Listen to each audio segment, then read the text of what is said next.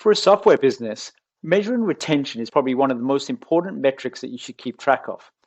We've posted other videos on actually how to calculate and examples of how to calculate each of these different metrics. But I wanted to run through the formulas for each now and what they measure and why they're important.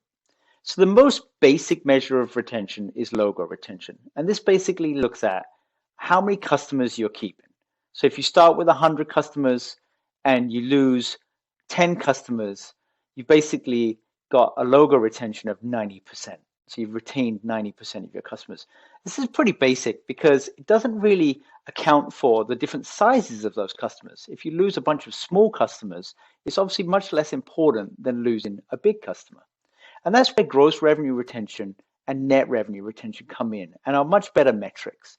So gross revenue retention basically looks at the monthly recurring revenue or monthly MRR minus the lost MRR, so which of those customers turned off your services completely, minus downsell MRR, which is those customers that were taking a previous subscription at a higher value and have either turned off seats or downgraded their plan. And therefore, they're paying you less per month than they previously did. And so that's gross revenue retention. And the last one, and in my opinion, the best one, is net revenue retention. And it's basically the same formula as gross revenue retention, but the difference is it adds on upsells. So the formula is, beginning of period MRR minus your lost MRR minus your downsell MRR, but added to that is upsell MRR.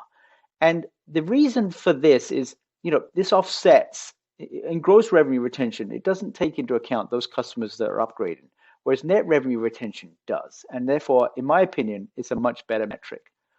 What's a good number for each of these metrics for a software business? Logo retention, 80 to 90% is pretty good. Gross revenue retention, we like to see 90% plus. And for net revenue retention, at least 100%. And that sounds a bit weird. How do you have net revenue retention of 100%? It basically means that your upsell is more than offsetting any lost customers or downselling customers.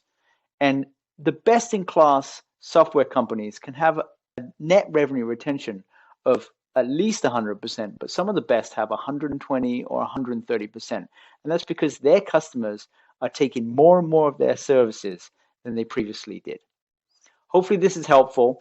Definitely check out the other videos where I go into more detail and example of each of these retention metrics and how to calculate it.